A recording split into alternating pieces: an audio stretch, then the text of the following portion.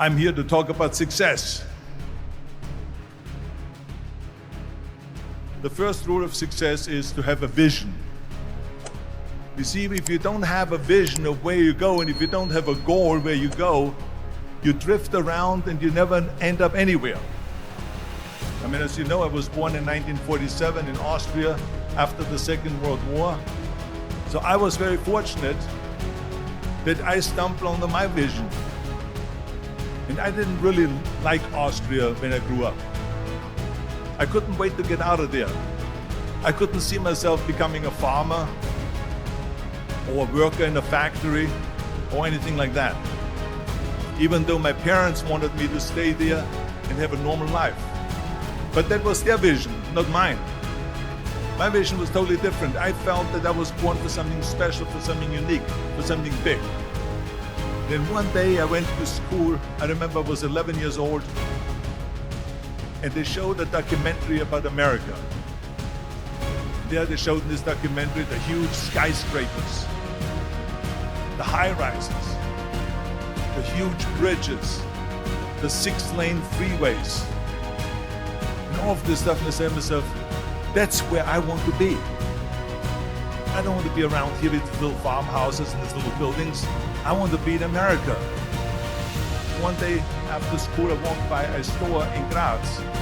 So I went inside and I looked around, and then I saw a magazine. It's a bodybuilding magazine that had Reg Park on the cover. Reg Park was then a 3-time Mr. Universe. And I saw him on the big screen as Hercules. I read that and I said to myself, wow, this is the blueprint for my life. This is exactly what I want to do. I want to become a bodybuilding champion just like Reg Park. I want to get into movies just like Reg Park. And I want to make millions of dollars and be rich and famous just like Reg Park. You know how great it felt that I knew where I was going? Imagine the majority of people don't know where they're going. I knew where I was going, that I'm going to become this bodybuilding champion just like him. So it was just a question of how do you do it? I was so relieved because when you have a goal, when you have a vision, everything becomes easy. So people always ask me, when they saw me in the gym in the pumping iron days, they said, why is it that you're working out so hard? 5 hours a day, 6 hours a day, and you have always a smile on your face. And I told people all the time, I said, because to me, I'm shooting for a goal. In front of me is the Mr. Universe title. So every rep that I do gets me closer to accomplishing that goal, to make this goal, this vision turn into reality. Every single set that I do, every repetition, every weight that I lift will get me a step closer to turn this goal into reality. So I couldn't wait to do another 500-pound squat. I couldn't wait to do another 500-pound bench press. I couldn't wait to do another 2,000 reps of sit-ups. I couldn't wait for the next exercise. At the age of 20, I went to London and I won the Mr. Universe contest as the youngest Mr. Universe ever. And it was because I had a goal. So let me tell you something, visualizing your goal and going after it makes it fun. You've got to have a purpose no matter what you do in life. You've got to have a purpose. 74% hate their job in America. Now, there is not much different when you come to Europe. The majority of people don't like what they're doing because they're really not doing it because they didn't have a goal and they followed this goal. They just aimlessly drift around, and then all of a sudden there's a job opening, so they get that job because you have to work. But then when you work, it's a chore. It's work. It's not fun. So if you think about, only a quarter of the people really enjoy what they're doing in life. That is unbelievable if you think about it. So I felt so blessed that I knew what I was doing.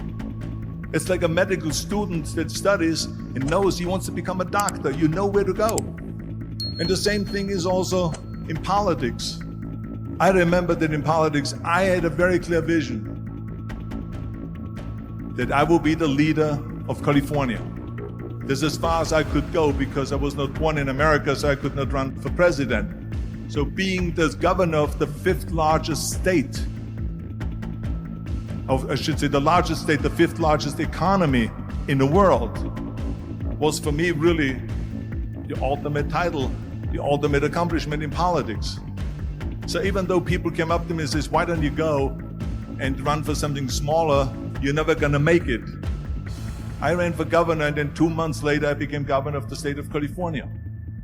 Again, because I had a very clear vision what I'm gonna do with California. So that's rule number one, have a vision. Rule number two is, don't listen to the naysayers. Don't listen to the naysayers.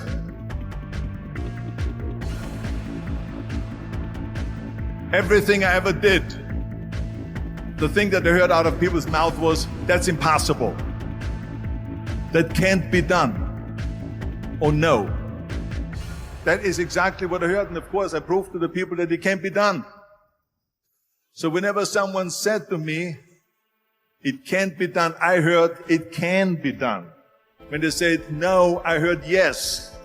And when they said it's impossible, I heard, it is possible. I'm a strong believer of what Nelson Mandela said, that everything is always impossible until someone does it. Well, I'm going to be the one, I said to myself, I'm going to do it and I'm going to show it to them. Maybe it has never been done before. That's perfectly fine with me. But I'm going to do it. And I did not listen to the naysayers. It's all about the hard work that you put in. I said to myself, in bodybuilding, I worked out 5-6 hours a day. I'm going to do the same thing now for acting. And of course, I went to college to study English, studied the accent removal, acting classes, and all of this stuff, all day long. I worked and I worked and I worked. And within a short period of time, I made one movie called Hercules in New York, which of course went right into the toilet. But it didn't discourage me. I still had the same vision. And then all of a sudden I did Streets of San Francisco. I did Stay Hungry and Pumping Iron and The Villain. And then all of a sudden I was asked by Dino De Laurentiis at the Universal Studio to star in Conan the Barbarian. And after I did Conan the Barbarian, the director at the press conference said to the press, the director was John Milius, he said to the press, if we wouldn't have had Arnold, we would have had to build one. So think about that. The very body that they said can never be sold because the time is wrong. A few years later, I'm doing Conan the Barbarian, and it was the #1 hit at the box office when it came out in the summer of '82. Think about that. And the director says, if we wouldn't have had his body, we would have had to build one. So all of a sudden, my body became an asset, not a liability. And the same thing was with Terminator. After we were finished filming Terminator, Jim Cameron said to the press, if Arnold wouldn't have had that accent and talked like a machine, I think the movie wouldn't have worked. So think about that. The body and the accent that they attacked was an asset. But I didn't listen to those losers. I didn't listen to them at all. It's just the reality of it is that you cannot listen to the naysayers. So this is a very important lesson for all of you. So when someone says, no, this is a stupid idea, you in your mind, you don't have to say it, but in your mind just say this of you asshole. What do you know?